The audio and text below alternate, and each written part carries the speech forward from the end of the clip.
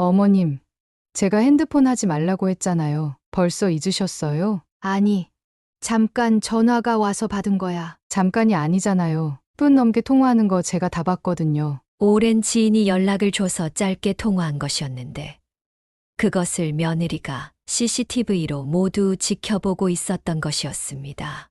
어머님, 저 출근할게요. 주호 이유식 냉장고 맨 아래 서랍에 넣어놨어요. 그리고 유통기한 지난 건 먹이지 말고 버려주세요. 그래, 알았다. 아참, 그리고 저번 달 일해주신 비용이에요. 그래, 고맙다. 잘 쓸게.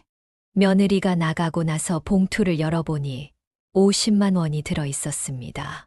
아들이 의사이고 며느리는 변호사인데 자기 손주를 봐주는 값으로 50만 원이라니.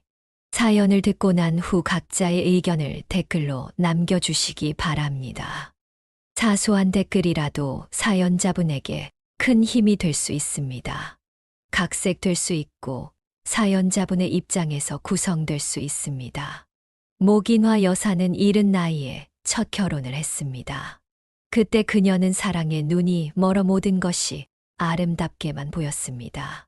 남편은 잘생기고 말도 잘했으며 처음엔 세상 그 누구보다 자상한 사람이었습니다. 그래서 목인화 여사는 남편과 함께라면 평생 행복할 거라고 굳게 믿고 있었습니다. 그러나 결혼 생활은 그녀가 예상했던 것과는 전혀 달랐습니다. 남편은 결혼 초반부터 밤늦게 술을 마시고 들어오는 날이 잦았습니다. 처음에는 단순한 친구들과의 술자리라고 생각했지만 그것은 점점 잦아졌고 남편의 태도는 달라지기 시작했습니다. 술에 취하면 그는 목인화 여사에게 심한 말을 퍼붓고 급기야 폭력을 행사하는 일이 많아졌습니다. 처음엔 그저 우발적인 행동이라며 남편을 용서하려 했지만 시간이 갈수록 그 행동은 반복되었습니다. 남편의 문제는 폭력뿐만이 아니었습니다. 남편은 결혼 후에도 다른 여자들과의 관계를 끊지 않았습니다. 그녀는 남편의 바람기를 몇 번이나 목격했고 그때마다 남편은 뻔뻔하게 그녀를 무시했습니다. 목인화 여사는 자신의 결혼 생활이 이렇게 망가져가는 모습을 견디기가 어려웠습니다. 남편은 가정에 충실하기보다는 도박과 바람을 일삼았고 집안의 경제적인 어려움도 날로 심각해졌습니다. 가장 큰 문제는 남편이 술만 마시면 폭력을 휘두르는 것이었습니다. 목인화 여사는 밤마다 남편이 집으로 돌아오는 소리만 들어도 두려움에 휩싸였습니다. 그의 발소리와 문을 여는 소리만으로도 목이 메이고 숨이 막힐 정도로 긴장했습니다. 남편이 술에 취해 돌아오는 날이면 어김없이 그녀에게 폭언과 폭력이 이어졌습니다. 그때마다 목인화 여사는 두려움에 떨면서도 가정을 지키기 위해 참으려 했지만 그럴수록 남편의 행동은 더 악화되었습니다. 이런 상황이 계속되면서 목인화 여사는 더 이상 이 결혼을 유지할 수 없다는 결심을 하게 되었습니다. 사랑했던 남편이었지만 이제는 더 이상 그를 신뢰할 수도 존경할 수도 없었습니다. 무엇보다 그녀는 자신의 안전과 존엄성을 지켜야 했습니다. 결국 그녀는 남편에게 이혼을 요구했고 그 요구는 남편에게 받아들여졌습니다. 이혼 후 목인화 여사는 큰 상처를 안고 홀로 서게 되었습니다. 젊은 나이에 이혼이라는 경험은 그녀에게 깊은 좌절과 상처를 남겼지만 동시에 그녀는 이 시간을 통해 자신을 다시 돌아보고 강인해질 수 있었습니다. 그 후로 한동안 그녀는 사람을 만나는 것조차 두려워했지만 서서히 삶의 균형을 되찾아갔습니다. 시간이 흐르면서 목인화 여사는 늦은 나이에 다시 결혼을 하게 되었습니다. 이번 결혼은 첫 결혼과는 달리 매우 신중한 결정이었습니다. 그녀는 오랫동안 상대방을 관찰하고 그 사람의 진심을 보려 노력했습니다. 이번 남편은 그녀에게 상처를 주는 사람이 아니라 존중과 사랑을 주는 사람이었습니다. 그는 성실하고 목인화 여사의 아픔을 이해해주며 배려하는 마음이 가득했습니다. 그녀의 두 번째 남편은 시골에서 과일 농사를 짓는 순박하고 성실한 남자였습니다. 그는 초혼이었지만 목인화 여사의 과거를 존중하고 그녀가 겪었던 아픔을 이해해 주었습니다.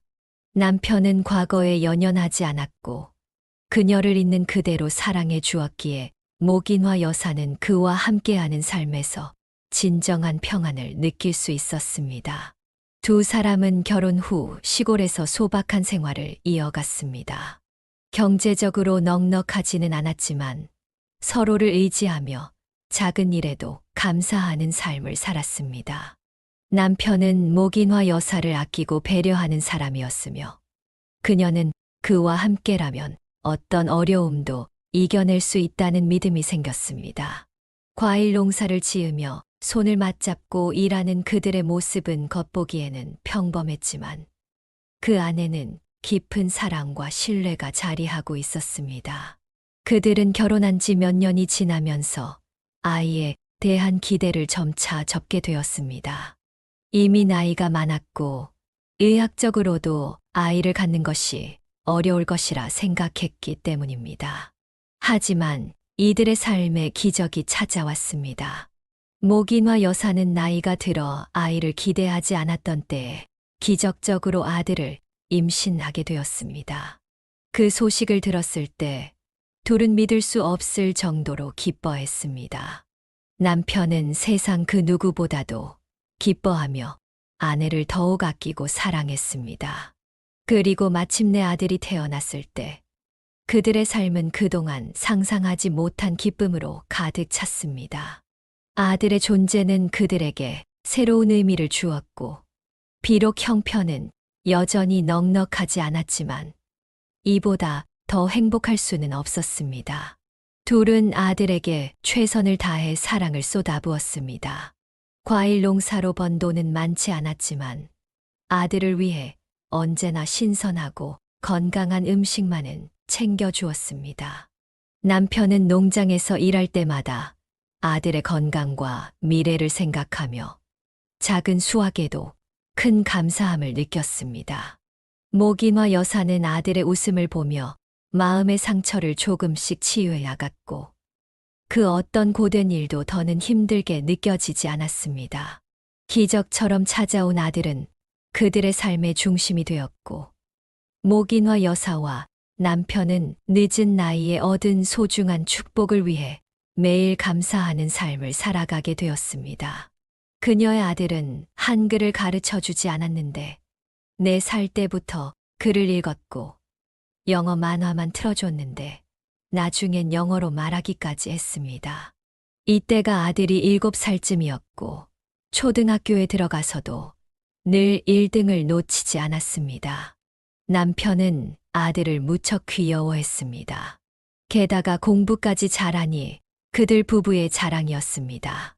남편은 성실하게 농사를 지었고 그녀는 남편을 도우며 열심히 살았습니다. 대단할 것도 없는 인생이었지만 마음만은 언제나 편안하고 행복으로 가득 차 있었습니다. 그러던 중 목인화 여사의 행복은 갑작스러운 비극으로 깨어지게 되었습니다.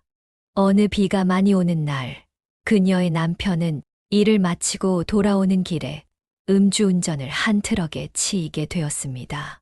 그날은 평소와 다르지 않은 하루였지만 갑작스러운 사고는 모든 것을 바꾸어 놓았습니다. 사고 현장에서 남편은 크게 다쳤고 급히 병원으로 옮겨졌지만 끝내 숨을 거두고 말았습니다. 그녀는 남편이 없는 세상을 상상조차 해본 적이 없었습니다. 그동안 남편과 함께한 날들은 그저 평범한 일상의 연속처럼 보였지만 그 일상 속에서 그녀는 진정한 행복을 느끼고 있었습니다. 그러나 남편이 떠난 후 그 일상이 무너져 내리는 것을 느꼈습니다. 사고 소식을 들었을 때 목인화 여사는 세상이 멈춘 것처럼 느껴졌습니다. 남편이 떠난다는 사실을 받아들이기 어려웠습니다. 비가 내리는 그날 그는 농장에서 돌아오는 길이었고 평소처럼 그녀와 아들의 곁으로 돌아오지 못했습니다. 음주운전을 한 트럭 운전자의 무책임한 행동이 그녀의 남편을 영원히 빼앗아 갔습니다. 남편의 장례식을 치르면서 목인화 여사는 말할 수 없는 슬픔에 잠겼습니다. 그녀의 마음은 남편이 없는 현실을 받아들이지 못하고 있었습니다. 남편이 떠나간 빈자리에서 그녀는 더 이상 같은 일상을 누릴 수 없다는 사실을 깨달았고, 그것이 더욱 가슴 아팠습니다. 남편이 떠나고 아들과 둘만 남게 된 그녀는 아들에게 의지를 하고 있었습니다. 어느 날 아들이 말했습니다. 엄마, 저 공부 열심히 해서 의사 될래요. 그래, 그러자. 우리 아들은 똑똑하니까 의사 될 수 있을 거야. 남편이 죽은 그 후부터 아들의 목표는 뚜렷해졌습니다. 정말 밤낮으로 공부를 했습니다. 아들이 공부하는 동안 그녀는 논밭을 팔고 서울로 이사할 준비를 했습니다. 남편 없이 혼자서 농사일을 하기가 버거웠고 서울에 가서 일을 구할 생각이었습니다. 그리고 아들 뒷바라지를 하기에도 서울만한 곳이 없다고 생각했습니다. 그녀는 서울에 자리를 잡고 일자리를 알아보았습니다. 취직이 되기 전까지 하루하루 얼마나 피가 말랐는지 몰랐습니다. 이대로 취직이 안 되면 그들의 먹고 사는 것부터가 문제였기 때문이었습니다. 그런데 천만다행으로 3주 만에 그녀는 일자리를 찾게 되었습니다. 영아나, 엄마 취직됐어. 이제 내일부터 공장에 나가서 일할 거야. 우리 영안이는 걱정하지 말고 열심히 공부만 하면 돼. 알겠지? 네. 엄마, 그동안 걱정 많이 했는데 정말 잘 됐네요. 근데 사실 저는 엄마가 취직될 줄 알았어요. 어떻게 알았어? 엄마 뭐든지 열심히 잘하잖아요. 그러니까 성실한 사람이 취직되는 거야. 당연한 거죠. 아들은 말 한마디도 참 예쁘게 하는 아이였습니다. 밤늦게까지 야근을 해도 아들 생각만 하면 얼굴에 미소가 피어났습니다. 아들이 공부할 때 그녀는 손발이 부르트게 열심히 일했습니다. 그리고 번 돈은 차곡차곡 모아갔습니다. 언젠가는 쓰게 될 아들의 학비를 위해 꼭 마련해야 하는 돈이었기 때문입니다. 그녀는 아들을 위해서는 아끼지 않았지만 자신을 위해서는 절대로 낭비하지 않았습니다. 그녀는 고등어를 좋아했지만 2마리 사 먹는 게 아까워 항상 1마리만 사와서 아들에게만 주곤 했습니다. 우리 아들 많이 먹어. 고등어에 DH인가 뭔가 있어서 그게 두뇌에 좋대. DHA요. 맞아요. 엄마도 같이 드세요. 아니야, 엄마는 배불러. 그래도 드세요. 아들은 고등어 반을 갈라 그녀에게 주었습니다. 그 똑똑한 아들이 그녀가 고등어를 1마리만 사왔다는 걸 모를 리 없었습니다. 그러면 그녀는 또다시 고등어를 반의 반만 떼어내고 다시 아들 밥그릇에 얹어 주었습니다. 목인화 여사는 아들이 먹는 것만 봐도 배가 부를 정도였습니다. 우리 영안이 더 먹어. 공장에서 받는 돈은 적었습니다. 그래서 아들 책 1권 사주는 것도 부담스러웠습니다. 꼭 필요한 책들은 사주긴 했지만 넉넉하게 사주지는 못했습니다. 그래서 그녀는 아들이 중학생 때 근처 학원가를 돌며 버려지는 책들을 주워 오곤 했습니다. 고맙게도 아들은 그런 걸 부끄러워하지 않고 오히려 고마워했습니다.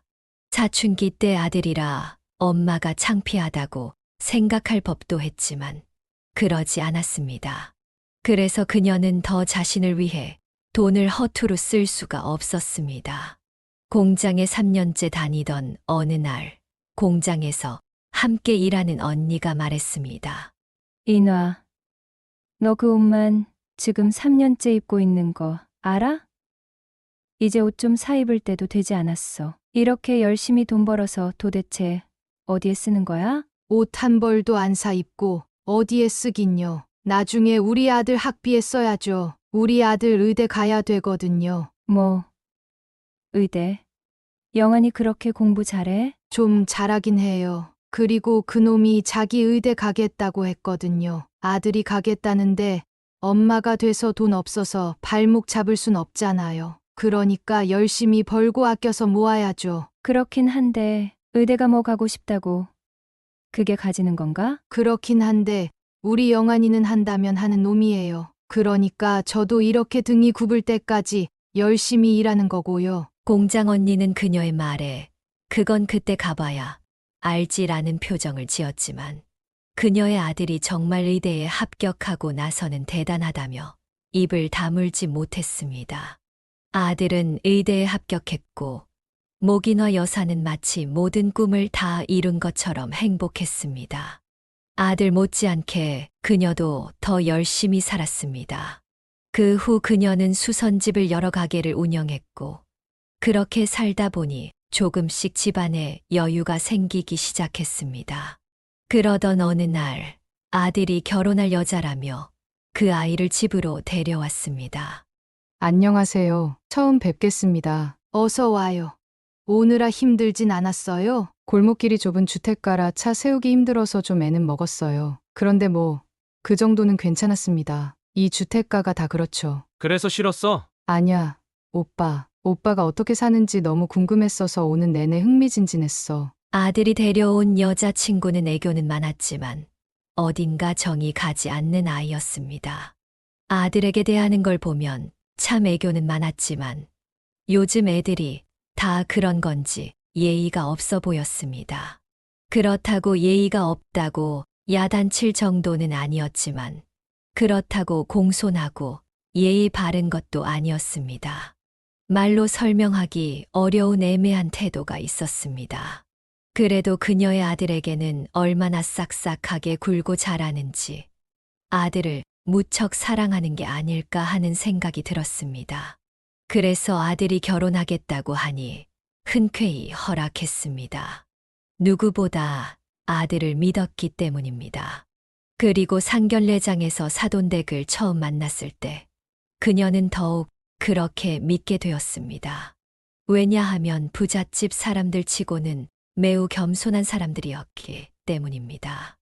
영환군이 요즘 젊은 사람치고는 참 점잖고 생각이 깊은 것 같아서 보고만 있어도 참 믿음직스럽습니다. 사돈, 좋게 봐주시니 너무 감사하네요. 제가 똑똑한 아들 발목 잡지 않으려고 노력한다고 했는데 책도 마음껏 못 사주고 그 흔한 학원 한번 마음 편히 못 보내줘서 많이 미안하죠. 제가 많이 부족한 애미였습니다. 자기 혼자서 공부해서 의사까지 됐으니 제가 영환이한테 많이 고맙죠. 설마 영환군이 혼자 잘해서 의사가 됐겠어요? 이게 다 사돈께서 영환군을 훌륭하게 키우신 결과죠. 제가 보지 못했어도 사돈께서 그동안 혼자서 영환군 키운다고 얼마나 열심히 노력하셨을지 눈에 선하네요. 정말 대단하세요. 정말 존경스럽습니다. 아유, 대학 교수님이 저 같은 사람한테 존경이라뇨. 몸 둘 바를 모르겠네요. 그녀는 사돈댁의 겸손한 태도에 마음이 더욱 놓였습니다.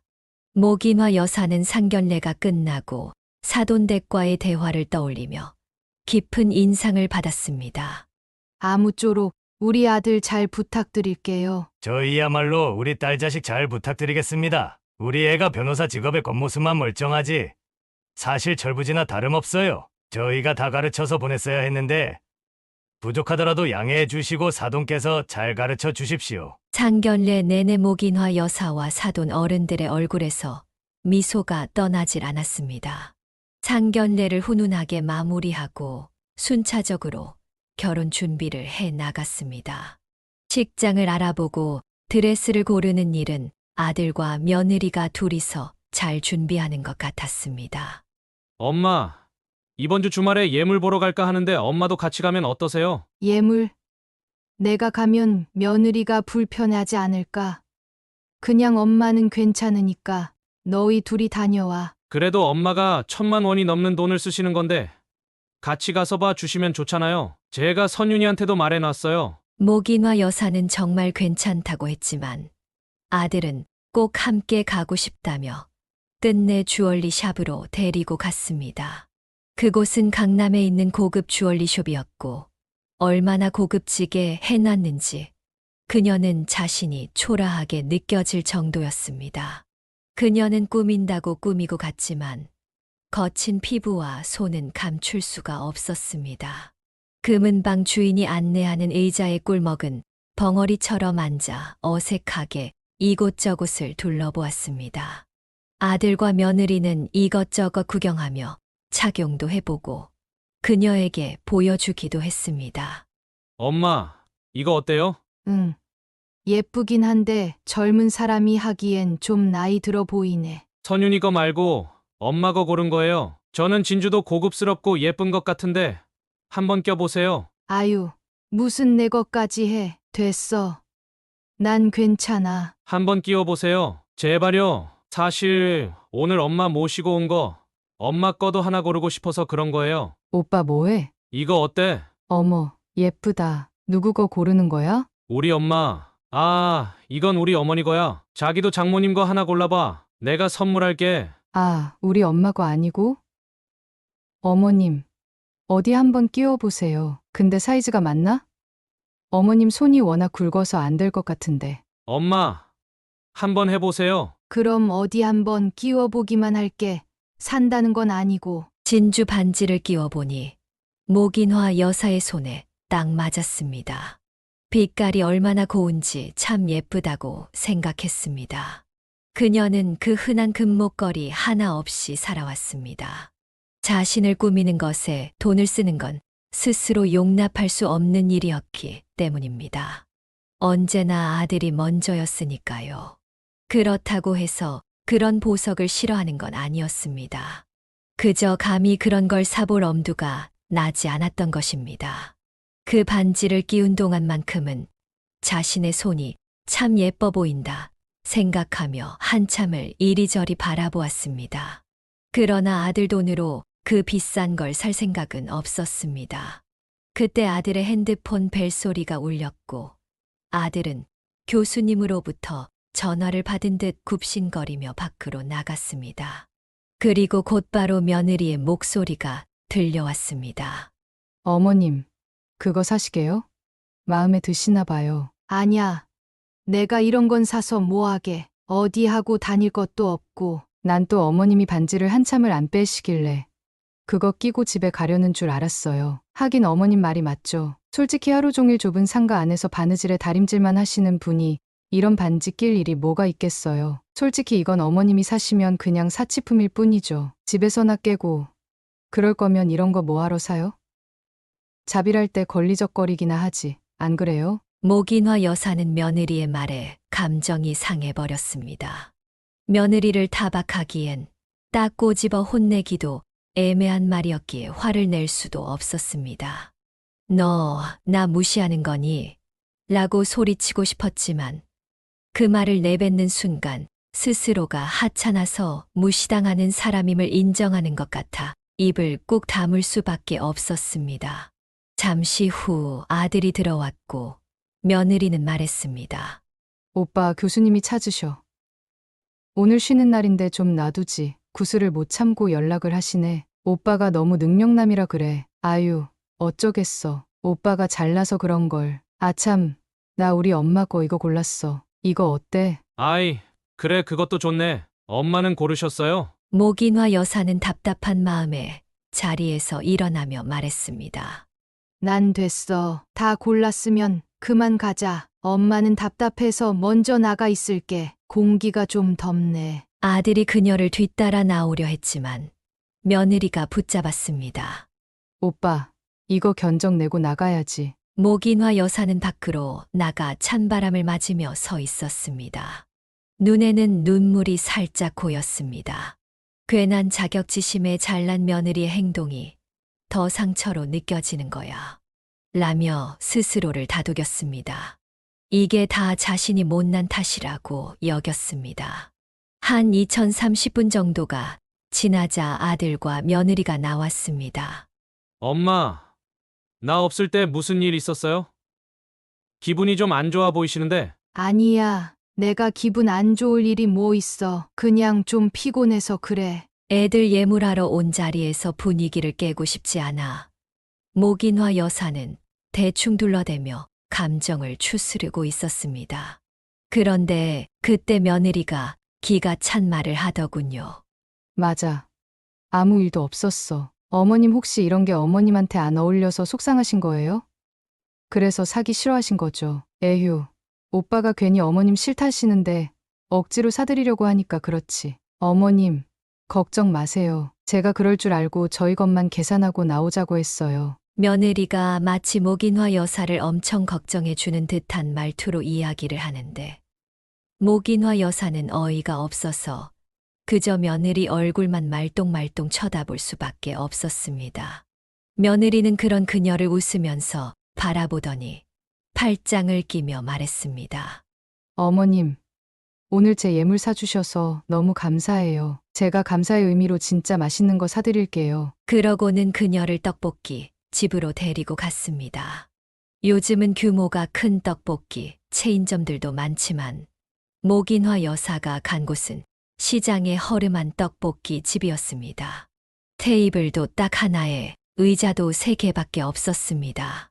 어머님, 이 집 떡볶이 진짜 맛있어요. 제가 떡볶이에 오뎅, 순대까지 다 쏠게요. 맛있게 드세요. 맛있는 거 사준다고 한 게 여기였어? 오늘은 특별히 어머님이랑 왔으니까 추억도 쌓을 겸 일부러 모시고 온 거지. 어머님, 어떠세요? 여기 오시니까 마음이 좀 편해지시지 않으세요? 아들 앞에서는 마치 목인화 여사를 대단히 끔찍하게 생각해 주는 것처럼 말하고 있었지만 사실 며느리의 속내는 그녀에게 이렇게 비춰졌습니다. 며느리는 돈 없고 능력 없는 시어머니에게 걸맞은 대접을 하고 있었습니다. 목인화 여사는 결국 그날 떡볶이를 먹고 단단히 체하고 말았습니다. 많이 먹은 것도 아니었고 먹는 둥 마는 둥 했는데도 마음이 불편했는지 크게 체해버렸습니다. 아들은 약을 사다 주고 그녀의 손을 주물러 주었습니다. 아들은 걱정스러운 표정으로 그녀를 바라보다가 그녀가 잠든 줄 알았는지 그제야 나갔습니다. 방 밖에서 들려오는 아들과 며느리의 대화가 귀에 들어왔습니다. 엄마, 오늘 많이 힘드셨나 보다. 저녁도 얼마 못 드셨는데 체하셨네. 선윤아, 다음부터 어른들 모시고 분식집에 가지 말자. 밀가루 음식 소화도 잘 안 되고 영양가도 없어. 알았어. 내 딴에는 일부러 신경 쓴 건데 그보단 어머님이 우리랑 같이 다니는 게 많이 불편하셨나 봐. 나이도 있으신데 여기저기 다니시려면 힘드시기도 하고. 그러니까 다음부터는 결혼 준비 우리 둘이서만 하자. 괜히 어머니 모시고 다니지 말고. 그래, 알았어. 목인화 여사는 참 사돈 어른들을 생각하면 어떻게 저런 딸이 나왔을까 싶었습니다. 며느리가 들어오면 자신의 딸처럼 예뻐하리라 생각했는데 식도 올리지 않은 며느리를 이미 조금씩 미워하고 있었습니다. 나도 시어머니는 시어머니인가 보다 싶었습니다. 아들은 결혼을 했고 병원 근처에 신혼집을 구해서 살게 되었습니다. 아들과 며느리가 그녀에게 수시로 반찬을 만들어 달라고 하자 목인화 여사는 맞벌이하는 두 아이들을 위해 가끔씩 반찬을 해서 가져다 주곤 했습니다. 그날도 목인화 여사는 아들이 평소 좋아하는 반찬들을 반찬통에 담아 큰 쇼핑백 2개에 가득 담아 아들 집에 가져다 주었습니다. 그때가 한여름이었고 지하철을 타고 한참을 걸어 도착한 아들 집이었습니다. 어찌나 더운지 땀이 뻘뻘 나서 오는 길에 물을 사다 마셨더니 소변이 너무 급해졌습니다. 평소라면 아들 집 문 앞에 반찬통을 놓고 왔겠지만 그날은 어쩔 수 없이 집으로 들어가야 했습니다. 아들, 일하는데 바쁜데 미안해. 엄마가 지금 반찬 가지고 왔는데 화장실이 너무 급해서 그리고 날도 더워서 반찬도 집에 넣어놔야 할 것 같고. 엄마, 힘드셨겠다. 날도 더운데 제가 지금 바로 비밀번호 문자로 넣어드릴게요. 그럼 일 보시고 조심히 가세요. 고마워. 목인화 여사는 아들에게 미안하다는 말을 하고 반찬만 넣어놓고 가겠다고 비밀번호를 받아서 누르고 들어갔습니다. 그리고 그녀는 너무 깜짝 놀랐습니다. 분명히 일하러 갔을 며느리가 집에서 잠옷 차림으로 거실 소파에 앉아 있었기 때문이었습니다. 며느리는 그녀를 보고 엄청 당황한 표정을 지었습니다. 어머님. 아니, 어머님이 이 시간에 왜? 너야말로 이 시간에 뭐 하는 거니? 오늘 회사 가는 날 아니었니? 오늘 제가 휴가 냈어요. 몸이 조금 안 좋아서요. 그래? 어디가 안 좋은데? 아니, 그냥 뭐. 여기저기 다 몸살 났나 봐요. 요새 일을 좀 무리하게 했더니. 내가 많이 힘들었나 보네. 약 사다 줄까? 아, 아니에요. 괜찮아요. 방금 먹었어요. 혹시 반찬 가져 오신 거예요? 응. 날이 더워서 냉장고에 바로 넣어야 해서 어쩔 수 없이 내가 문 열고 들어왔어. 미안하다. 내가 있는 줄 알았으면 배를 눌렀을 텐데. 그럼 넌 좀 쉬어라. 내가 냉장고에 넣고 갈 테니. 아니에요. 어머님, 제가 할게요. 어머님, 그럼 이제 바로 가시는 거죠? 응. 아, 그래. 가야지. 죄송해요. 제가 몸이 안 좋아서 물 한 잔 대접도 못 해드리네요. 괜찮다. 넌 쉬어라. 난 화장실만 들렀다가 갈게. 목인화 여사는 화장실 문을 여는 순간 기겁을 했습니다. 며느리가 집에 혼자 있는 게 아니었던 것입니다. 너무 놀라 하마터면 소변을 지릴 뻔했습니다. 아, 갑자기 화장실 문을 여시면 어떡해요? 아니, 난 너무 급해서 사람이 있는 줄 몰랐지. 저 잠시만 화장실 좀 쓰겠습니다. 목인화 여사는 일단 화장실 용무부터 해결하고 나왔습니다. 그제야 상황이 눈에 들어왔습니다. 저 누구?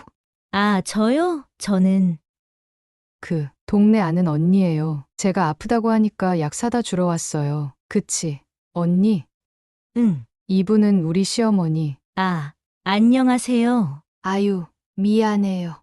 내가 며느리가 혼자인 줄 알고 화장실 문을 열어서 실례를 했네요. 그럼 이야기 나누시다 가세요. 전 그만 가볼게요. 어머님 가시게요? 그래, 몸조리 잘하고 많이 안 좋으면 꼭 영환이한테 얘기해. 아, 어머님, 오늘 저 집에 있었다는 거 오빠한테 말하지 말아주세요. 응.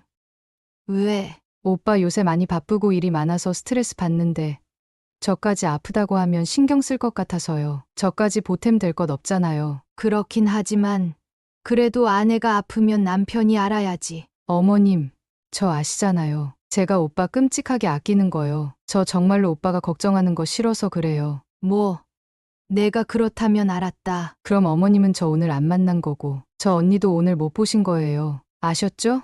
목인화 여사는 집으로 돌아오는 길에 속으로 생각했습니다. 쟤는 참 숨길 것도 많다. 남자랑 같이 있었던 것도 아닌데 뭘 그런 걸 쉬쉬해. 그리고 사람이 있으면 있다고 얘기를 하지. 왜 지 혼자 있는 것처럼 굴지. 하여간 앞으로나 뒤로나 음흉한 구석이 있다니까. 그런 생각을 흘리고는 그대로 잊고 말았습니다. 평소 목인화 여사는 아들과 통화를 자주 했지만 며느리와는 전화 통화하는 일이 손에 꼽을 정도였습니다. 왜냐하면 며느리는 결혼 후 특별한 일이 없는 한 먼저 전화하는 법이 없었기 때문입니다. 변호사가 직업이 나이니 얼마나 바쁠지 그녀는 짐작했고 그래서 그러려니 하고 말았습니다. 아들에게는 싹싹하게 자라는 아이였지만 그녀에게는 그렇지 않았습니다. 그래도 상관없었던 것은 그저 둘이서만 잘 살면 된다고 생각했기 때문이었습니다. 그런데 어느 날부터인가 며느리가 자주 연락하기 시작했습니다. 어머님, 혹시 이번 주에 갈비 좀 재주시면 안 돼요? 오빠가 LA 갈비가 너무 먹고 싶대요. 그랬니? 저번에 준 반찬은 다 먹었고, 네, 실은 반찬도 거의 다 떨어졌어요. 그랬구나. 알겠다. 이번 주에 너희 집에 한번 들릴게. 그 후로도 며느리에게서 이런 연락이 자주 왔습니다. 갈비찜부터 불고기, 매운 갈비찜 등 고기 반찬들 위주로 주문이 들어왔습니다. 하루는 아들에게 문자 메시지를 남겼습니다. 영환아, 갈비찜은 잘 먹었니? 양념이 잘 됐나 모르겠네. 다음에 또 먹고 싶은 거 있으면 엄마한테 직접 얘기해. 바쁜 선윤이 시켜서 귀찮게 하지 말고. 하지만 아들은 바빴는지 답장이 없었습니다. 그리고 그날 저녁 아들로부터 전화가 왔습니다. 이제야 문자 봤어요. 근데 엄마, 갈비찜이라뇨? 무슨 갈비찜? 어제 오셨어요? 나 아직 못 먹었는데. 아유, 어제 당직하느라 집에 못 들어갔거든요. 집에 가면 먹을게요. 고마워요, 엄마. 뭔가 이상하다는 생각이 들었습니다. 그녀가 갈비찜을 가져다 준 건 지난주였고, 그걸 먹었어도 진작에 먹었어야 했습니다. 모긴화 여사는 아들을 떠보듯 물었습니다. 그럼 갈비찜 말고 불고기는 먹었니? 역시나 아들은 그동안 그녀가 해간 음식들을 먹어보지 못한 눈치였습니다. 그녀는 전화를 끊고 며느리에게 전화를 걸었습니다. 선윤아, 지난번 갈비찜 너무 맵진 않았니?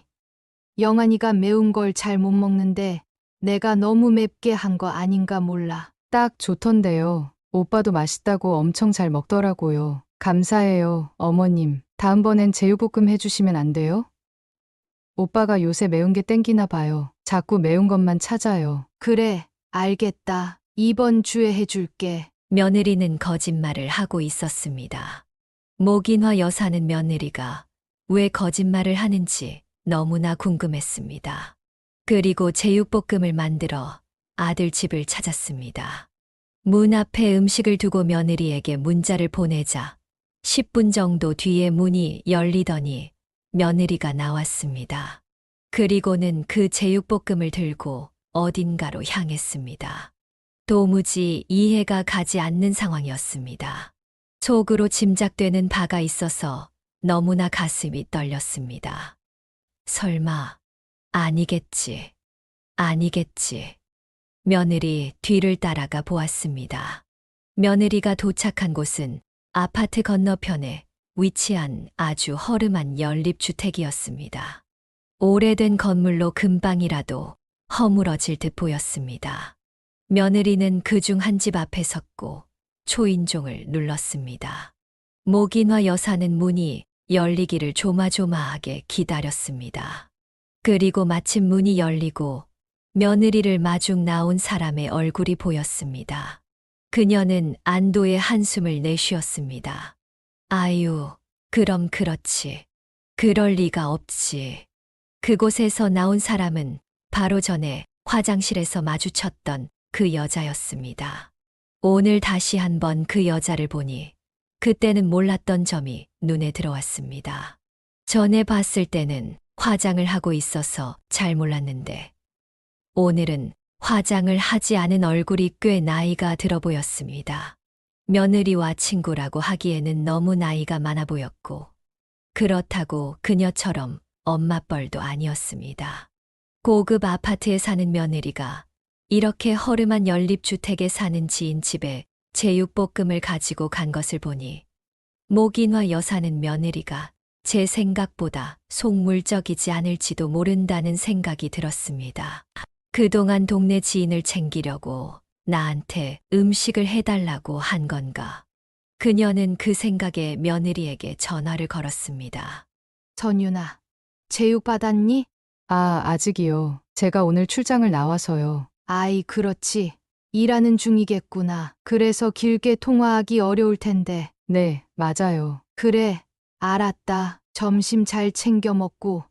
제육은 양이 많으니까 너무 많으면 이웃들이랑 나눠 먹어도 돼. 네, 그날 모긴화 여사는 며느리가 따뜻한 마음이 있음을 깨닫게 되었습니다. 그리고 얼마 후 며느리의 임신 소식을 들었습니다. 그동안 고기 반찬을 그렇게 해달라고 하더니 임신을 해서 그랬던 것이었습니다. 그것도 아들을 임신한 것이었습니다. 며느리는 출산 후에 부쩍 더 자주 모긴화 여사에게 연락을 했습니다. 아이를 낳고 나서 힘이 들었는지 제게 자주 아이를 봐달라고 했습니다. 며느리는 출산 후 휴직을 했지만 혼자서 아이를 보는 것이 많이 힘들어하는 듯 했습니다. 그래서 그날도 그녀는 며느리의 부탁으로 아이를 보러 가게 되었습니다. 모긴화 여사는 어느 날 며느리에게서 연락을 받았습니다. 어머님, 저 잠깐만 나갔다 올게요. 마트에 살 게 있어서요. 마트에 간다던 며느리는 못해도 두세 시간은 집에 돌아오지 않곤 했습니다. 왜 이렇게 늦었어? 걱정했잖니. 아, 죄송해요. 대형 마트에 갔다가 옆에 쇼핑몰에도 좀 들리느라요. 어머님도 아이 낳아 보셔서 아시잖아요. 아이 낳으면 하루 종일 애만 붙들고 있느라 나 자신한테는 신경 못 쓰는 거요. 그래서 옷 구경하다 보니 그렇게 됐어요. 어머님도 같은 여자니까 제 마음 아시죠? 며느리 손에는 쇼핑백이 잔뜩 들려 있었습니다. 모긴화 여사는 자신이 영안이를 키울 때와는 세상이 많이 변했음을 느꼈습니다. 3년 내내 똑같은 옷만 입고 다녀서 공장 동료에게서 한 소리 듣던 그때가 떠올랐습니다. 며느리는 능력 있는 변호사라 돈을 많이 버니 저 정도 쇼핑은 당연한 일일 거라 생각했습니다. 그래서 뭐라고 할 말도 없었습니다. 하지만 그 후로 며느리의 외출이 너무 잦아졌습니다.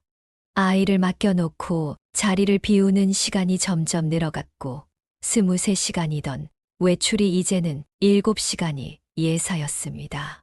어딜 다녀왔냐고 물으면 온갖 이유를 들이밀었고 불쌍한 척 이야기를 하니 모긴화 여사는 뭐라고 할 수도 없었습니다. 어쩌다 보니 그녀는 제 손주를 보느라 몸이 묶여버렸습니다. 그 때문에 수선집 문을 닫는 날들이 점점 늘어났습니다. 안 되겠다 싶어 며느리에게 이제 아이를 봐주기 어렵겠다고 얘기했습니다. 그러자 며느리는 애걸복걸하며 제 아들까지 불러놓고 말했습니다. 어머님, 제발요. 저 이제 복직도 한 달밖에 안 남았어요. 어머님이 우리 주호 안 봐주시면 누가 주호 봐주겠어요. 나도 이젠 수선집 문 열어야 돼. 쉬는 것도 하루 이틀이지. 정 안 되면 안사돈한테 부탁드려봐. 저희 엄마는 대학 강의 나가시잖아요. 나도 일하는 사람이야. 엄마, 그러지 마시고 이참에 좀 쉬시면서 손주랑 시간 보내는 건 어떠세요? 지금 한창 예쁠 때인데 이 시기 지나면 다시는 이런 기쁨을 누릴 날도 없잖아요. 제가 엄마 섭섭지 않게 아이 봐주시는 비용 드릴게요. 맞아요, 어머님. 어머님이 쉬시고 제가 일하는 게 경제적으로도 더 이득이고요. 어머님 월급은 이랑 상의해서 잘 챙겨드릴게요. 결국 아들까지 나서서 부탁하자 모긴화 여사는 어쩔 수 없이 허락했습니다. 애들이 주겠다는 돈 때문이 아니라 정말 아들을 위해서 선택한 일이었습니다. 그래서 얼마를 주는지도 묻지 않았습니다. 그녀는 자신을 끔찍하게 생각하는 아들이 알아서 할 것이라 믿었습니다. 어머님, 월급 드리는 거니까 날짜랑 시간은 정확히 지켜서 와주세요. 다음 주 월요일에 첫 출근이시니까 월급은 매달 15일에 드릴게요. 그렇게 모긴화 여사는 며느리 말대로 첫 출근을 하게 되었습니다. 어머님, 우리 주호 TV 켜주지 마시고 아이 봐주실 때 핸드폰은 절대로 하지 마세요. 전자파도 그렇고 아이에게 영상 노출되는 거 안 좋아요. 아셨죠? 애 봐주면서 그동안 못 본 드라마나 보려고 했던 모긴화 여사는 며느리 말에 뜨끔했습니다. 그녀의 세대 때는 이런 규칙이 없었지만 요즘 젊은 엄마들은 미디어 관리를 철저히 하는 것 같았습니다. 그래서 며느리의 말을 따라주기로 했습니다. 그래도 며느리가 자신을 베이비시터 취급하는 것 같아 조금 서운한 마음이 들었습니다. 하루는 손주를 보고 있는데 며느리에게서 전화가 왔습니다. 어머님, 제가 핸드폰 하지 말라고 했잖아요. 벌써 잊으셨어요? 아니, 잠깐 전화가 와서 받은 거야. 잠깐이 아니잖아요. 분 넘게 통화하는 거 제가 다 봤거든요. 모긴화 여사는 정말 어이가 없었습니다. 오랜 지인이 연락을 줘서 짧게 통화한 것이었는데 그것을 며느리가 CCTV로 모두 지켜보고 있었던 것이었습니다. 내 손주 보는데 내가 감시당하다니. 그녀는 그 순간이 정말 상상 이상으로 불쾌했습니다. 그래도 어쩔 수 없었습니다. 아들 생각에 꾹 참고 알았어. 라고 말했습니다. 그런데 그 후로도 이런 일은 종종 있었습니다. 어머님, 저 출근할게요. 주호 이유식 냉장고 맨 아래 서랍에 넣어놨어요. 그리고 유통기한 지난 건 먹이지 말고 버려주세요. 그래, 알았다. 아참. 그리고 저번 달 일해주신 비용이에요. 그래, 고맙다. 잘 쓸게. 며느리가 나가고 나서 봉투를 열어보니 50만 원이 들어 있었습니다. 아들이 의사이고 며느리는 변호사인데 자기 손주를 봐주는 값으로 50만 원이라니. 요즘 베이비시터 비용이 못해도 150만 원은 넘을 텐데 말입니다. 사실 돈을 안 받고 봐줄 수도 있었습니다. 그런데 그동안 며느리의 행동들을 생각하니 그냥 속상한 마음이 들었습니다. 어차피 돈 때문에 일하는 것도 아니었으니 애들이 여유가 이 정도인가 보다 하고 넘겼습니다. 그렇게 5달이 흘렀습니다. 목인화 여사는 손주가 하루가 다르게 잘 자라는 모습을 보며 흐뭇해했습니다. 그녀는 며느리가 알려준 대로 유아식을 꺼내 손주에게 먹였습니다. 그리고 배가 고파진 목인화 여사는 냉장고에 먹을 게 없는지 찾아보았습니다. 평소 그녀는 집에서 만들어 온 반찬들을 냉장고에 채워놓곤 했는데 그날은 마침 반찬이 모두 떨어져 있었습니다. 어쩔 수 없이 냉장고를 뒤져보았더니 계란밖에 없었고 그래서 계란 프라이를 해서 먹었습니다. 그러나 그날 퇴근한 며느리는 집에 오자마자 성질을 내기 시작했습니다. 아휴, 어머님, 냉장고 좀 뒤져보지 마세요. 솔직히 저 기분 나쁘거든요. 그게 무슨 소리니? 애 밥 먹이려면 냉장고를 열어야 되는데.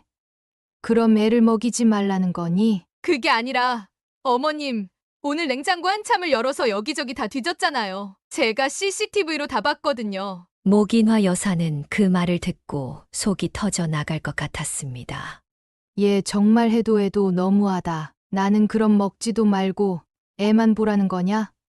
그리고 그놈의 CCTV 타령 좀 그만해라. 내가 여기 내 손주 봐주러 왔지. 너한테 감시당하러 왔니? 그렇게 내가 못 믿어오면 내가 혼자서 해봐. 그동안 사사건건 간섭하는 며느리 때문에 목인화 여사는 참고 참아왔던 감정이 폭발하고 말았습니다. 너무 화가 나서 집을 나서는데 마침 아들이 들어왔습니다. 엄마, 지금 가세요? 저녁 식사라도 하고 가세요. 됐어. 어디 며느리 무서워서 밥이 넘어가겠니? 목인화 여사는 문을 박차고 나왔습니다. 핸드폰에는 아들로부터 계속 전화가 걸려왔지만 그녀는 받지 않았습니다. 그날 밤 아들이 며느리를 데리고 집으로 찾아왔습니다. 당신 뭐해? 빨리 잘못했다고 말씀드려. 어머님, 제가 잘못했어요. 저도 아이 처음 키우다 보니 모든 게 다 예민해서 그랬나 봐요. 요새 일도 힘들고. 그래. 일이 힘들면 시어미한테 스트레스 풀라고? 나도 할 만큼 했어. 그런데 이제 더 이상은 못 해 먹겠다. 어머님, 화 푸세요. 제가 잘못했어요. 너는 내가 네 애 봐주면서 내 돈 받으니까 생색내려는 모양인데 나 내 시어미지 베이비시터 아니다. 그리고 내가 고작 50만 원 받으면서 이딴 유모 취급까지 받아야겠니? 그러자 아들이 당황하며 말했습니다. 엄마, 그게 무슨 소리야? 50만 원이라니? 내가 엄마한테 300만 원 드리라고 돈까지 넣어줬잖아. 아들이 며느리에게 물었습니다. 이거 어떻게 된 거야? 아, 그게 실은 제가 그 돈으로 후원을 좀 했어요. 죄송해요, 어머님. 변호를 하다 보니 너무 불쌍한 아이들이 있어서 제가 다시 돈 채워드릴게요. 됐어. 그럴 필요 없다. 이제 그만둘 거니까. 후원을 하려면 내 생활비에서 해야지. 어머니 드릴 돈으로 하면 어떡해? 아들은 다시 며느리에게 화를 냈습니다.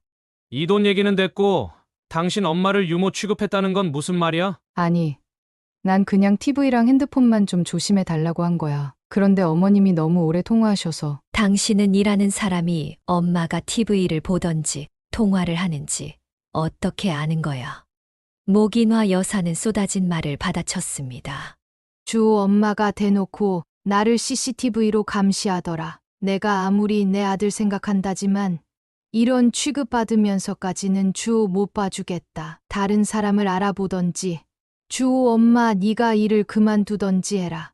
그제서야 며느리는 무릎을 꿇고 싹싹 빌었습니다.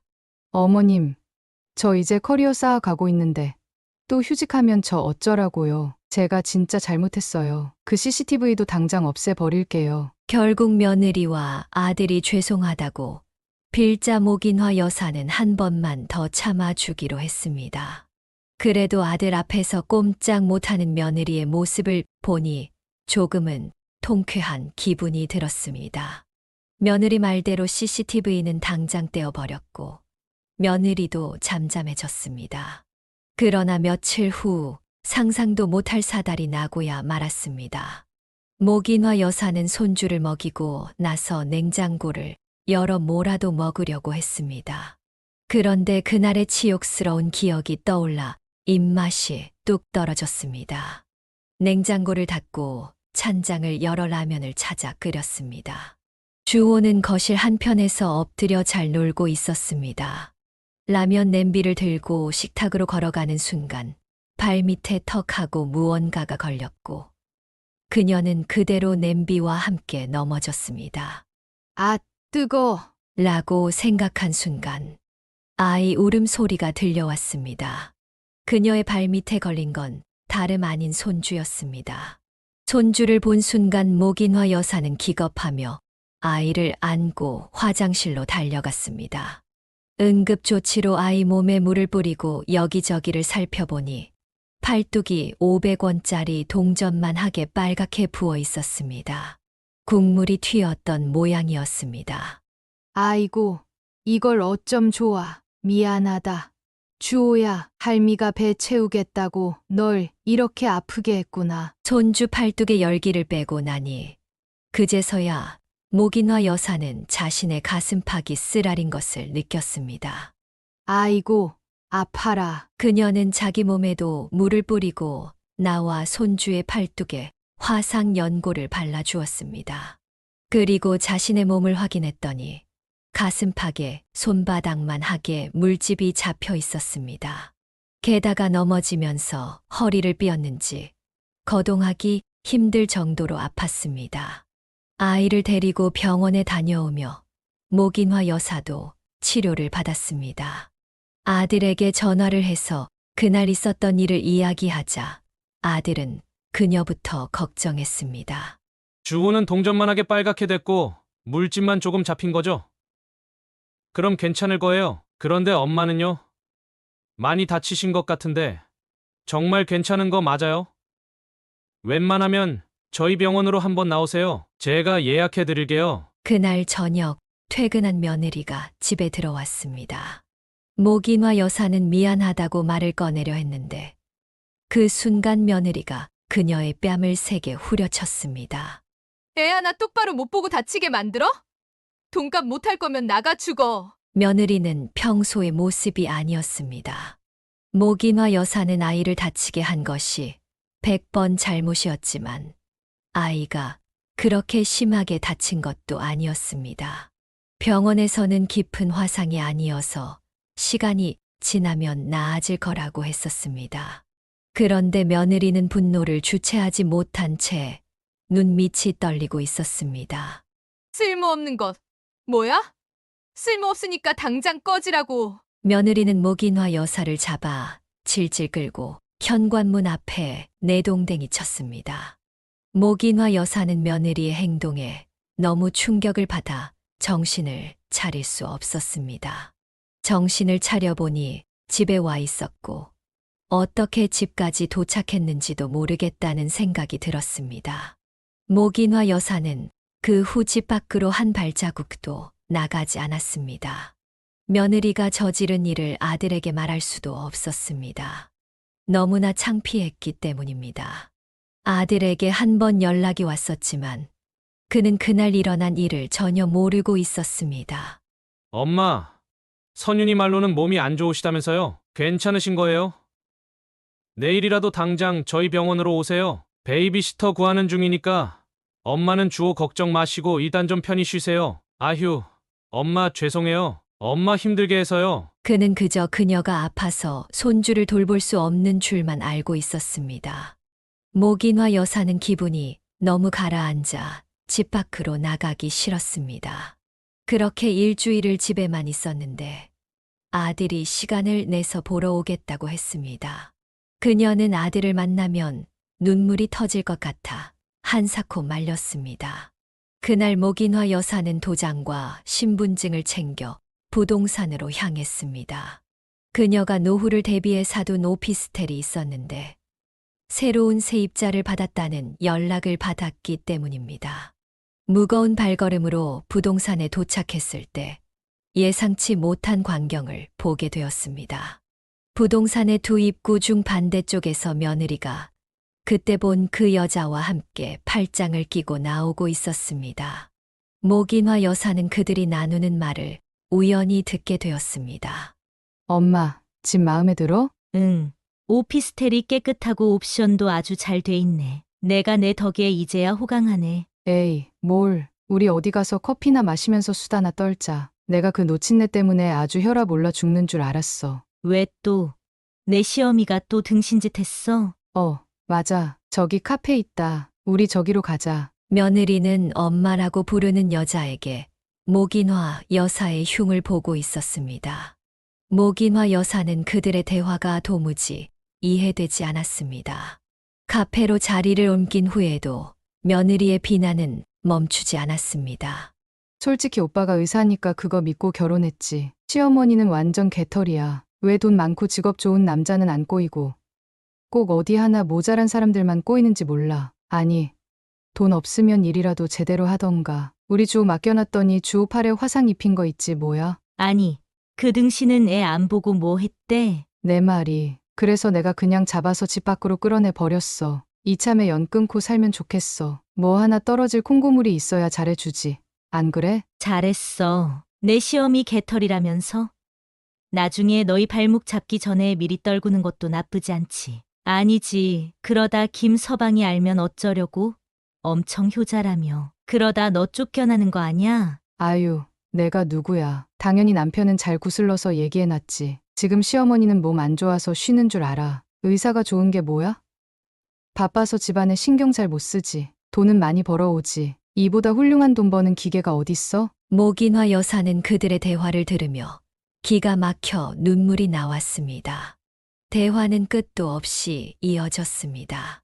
그나저나 오피스텔 마련할 돈은 어디서 난 거야? 남편이 버는 돈이랑 우리 양부모님이 시집갈 때 챙겨준 돈 있잖아. 그리고 그 여자 베이비시터 비용 빼돌린 것까지 다 합친 거지. 내가 이 돈 모으느라고 여기저기서 박박 긁어 모았어. 그래도 내가 그 집에 양딸로 가서 얼마나 다행인지 몰라. 아직 너 무직인 거 아무도 몰라? 하나같이 잘들 속더라니까. 너 참 대단하다. 변호사인 척하고 산 지가 언젠데 아무도 그걸 눈치 못 채잖아. 내 딸이지만 하여간 대단해. 이게 다 엄마 닮아서 그렇지 뭐. 엄마야말로 나 그 집에 두고 가서 대신 키우게 했잖아. 남 등쳐먹고 사는 이 유전자 어디 가겠어. 예.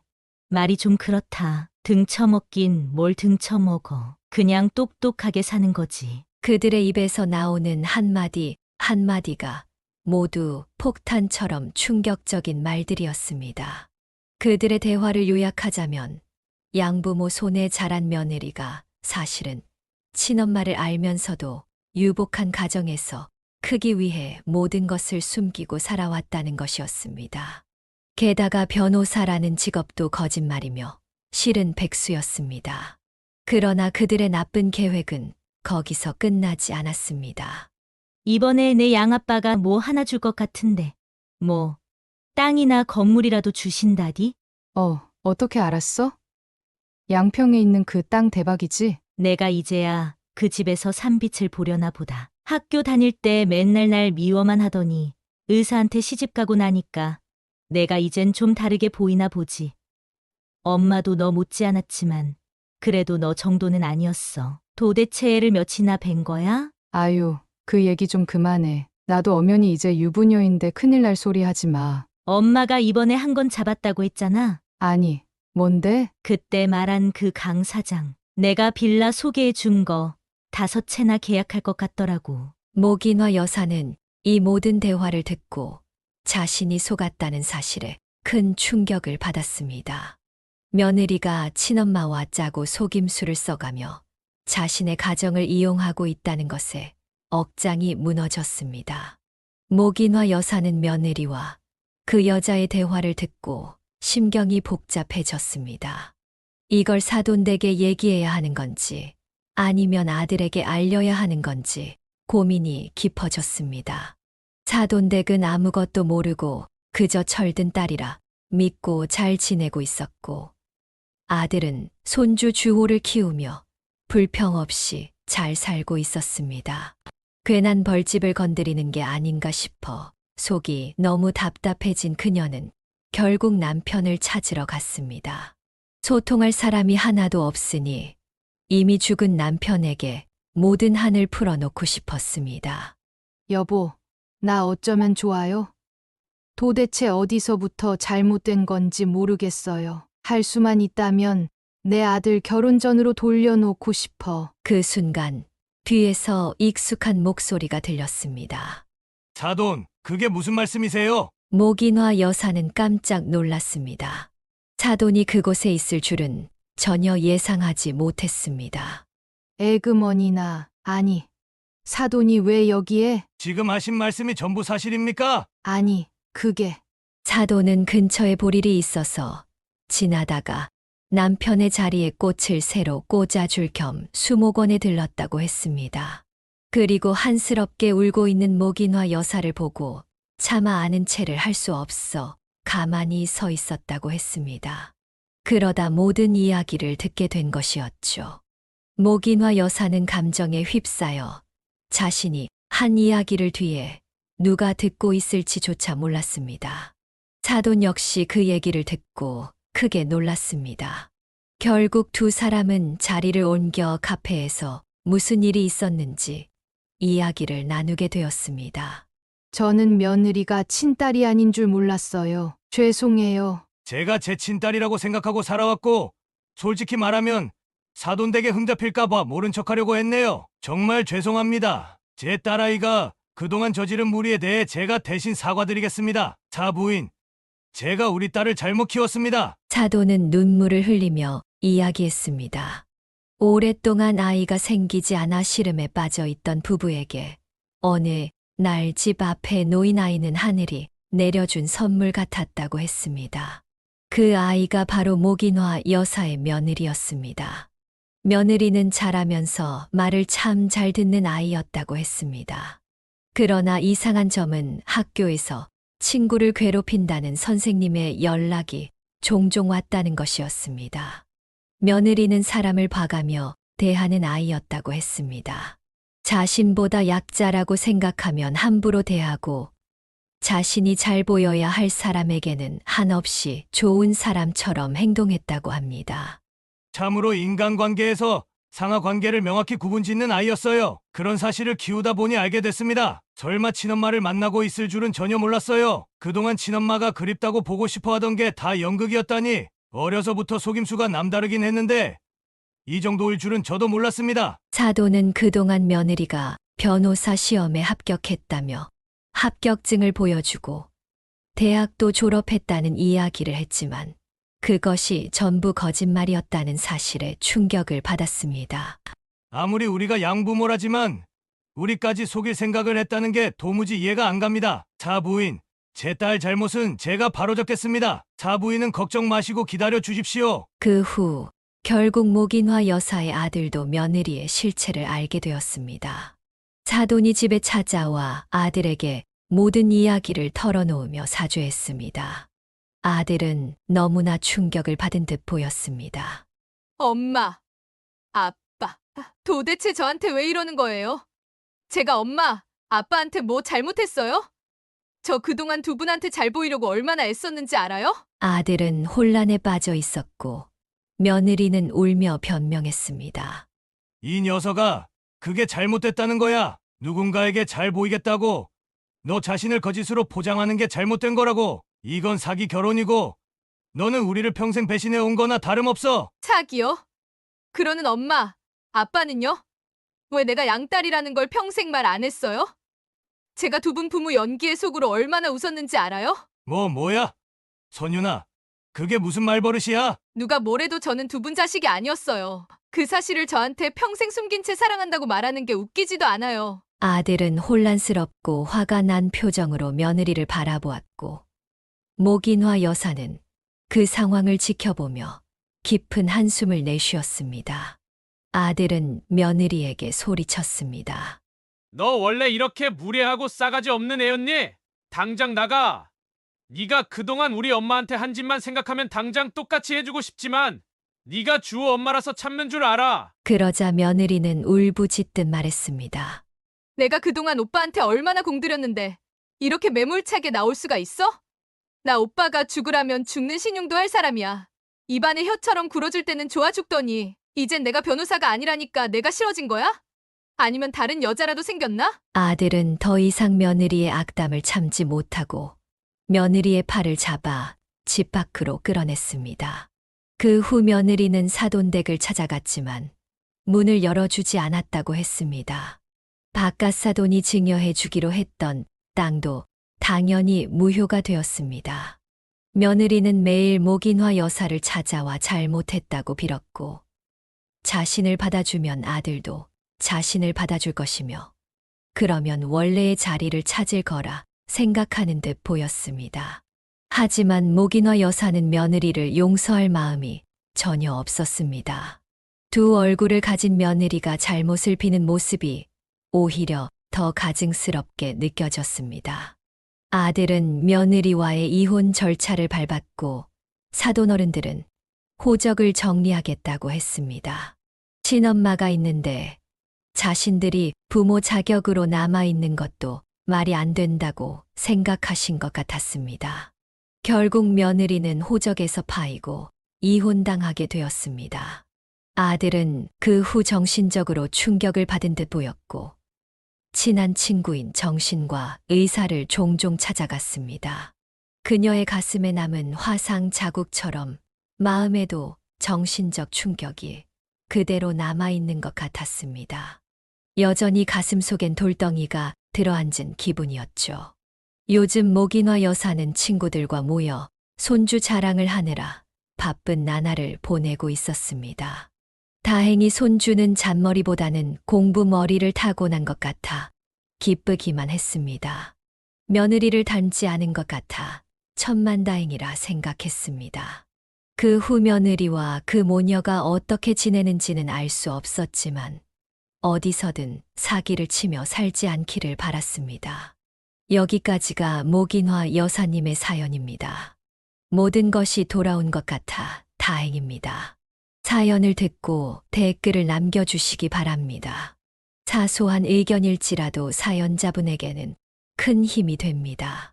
노골적인 악성 댓글은 사연자분에게 상처가 될 수 있으니 삼가주시기 바랍니다.